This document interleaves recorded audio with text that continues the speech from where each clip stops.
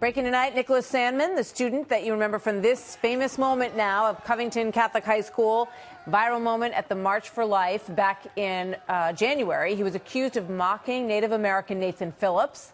The story turned out to be not at all what it appeared to be in the beginning, and he's now filed a $275 million lawsuit, I stand corrected, against NBCUniversal, saying that they, quote, created a false narrative by portraying the confrontation as a hate crime committed by Nicholas. His legal team has also sued the Washington Post and CNN for huge amounts of money. Joining me now for Wednesdays with Waters is the aforementioned Jesse Waters, co-host of The Five and Waters World. Hi, Jesse. Hi, Martha. So, I mean, this kid is serious, and he's got a very strong team, and he got trampled on by these huge organizations in a big way. He sure did, and I think the only way you're going to be able to get them to change their behavior, hit them in the pocketbook, because they don't have any integrity, they don't have any shame, and they're not going to self-police or self-correct. So you have to send a financial chill down their corporate spine. They're already reeling from the Avenatti and the Smollett and the Russia hoax. So this is where you really get them, because right now the risk of losing even one of these lawsuits,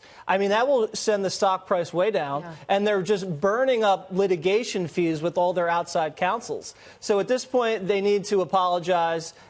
I don't think they're going to win, but the fact that he's fighting back, I think every news director is going to get a call from the CEO, parent company. Hey, guys, be careful. We can't afford another more Covington. I think he's going to get some money out of some of these. I think there's going to be some settlements in these cases because, you know, they went after this kid because he's white, Catholic. He was wearing a MAGA hat. And he smirks, Martha. And he smirked, don't forget, you can't smirk. Teenagers do, and he's at a pro-life rally. I mean, those things add up to an instant decision-making process for some of these organizations. They just dove right in, 100% sure that they're going the right way, and they went the wrong way. So we'll see. I hope he gets some of that money.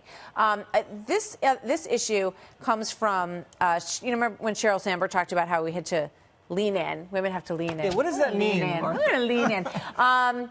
So now a Washington Post writer says this. She thinks that men need to lean out, okay? Put it up on the screen. More women are seeking the party's presidential nomination than ever before, and yet a few white men sit at the top of the polls and rake in the big fundraising halls. As candidates such as Senators Kamala Harris, Elizabeth Warren, Kristen Gillibrand, and Amy Klobuchar lean in, maybe it's time for some of their male competitors to find ways to lean out. She's saying, you know what, guys? You need to back out of the equation. So they want chivalry back. I guess they want all the men to hold the door for the women. Ladies, you go first, because that's what Obama did in 2016. He told Joe Biden, hey, Joe, step aside. Hillary's going to run this thing. And guess what? She got crushed. So now they have Biden, who's probably, they say, has the biggest shot of defeating Trump, and they want the front runner to bow out so Pocahontas can go down in flames. It doesn't make much sense to me. Yeah, she doesn't like to be called that. Excuse me, Elizabeth Warren. She doesn't like to be called that. You know, I find it very interesting because I think that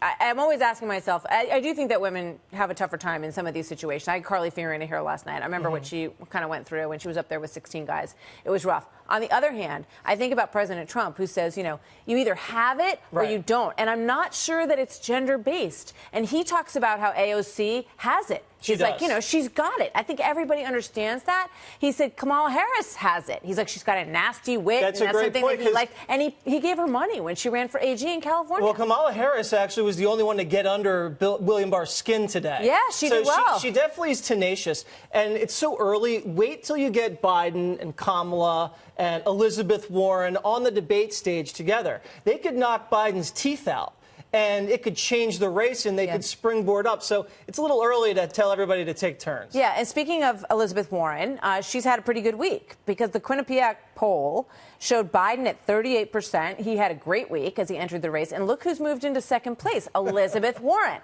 I think the president's very happy about this. He would love to run against Elizabeth Warren. Yes, he would love, and he actually regrets going after her so hard, so early. He thinks he killed her too early with the Pocahontas name. Yeah, he should have been and he wants kinder. her to come back. So I think he's very glad she's rising in the polls. Here's Joe Biden moments ago. Here's what he had to say at the live rally in Iowa. Watch this. President Trump tweeted about me 50 times. I wonder why he's doing that. I wonder why he is doing that. I think he's probably right about that. Huge crowd, Joe. Way to turn him out. He had 600 at the most in Pittsburgh. I didn't see many people there. Yeah, but I think he's right. He's getting under the president's skin. I don't think so. I think the media wants everybody to think he's getting under the president's skin. Bye, Jesse.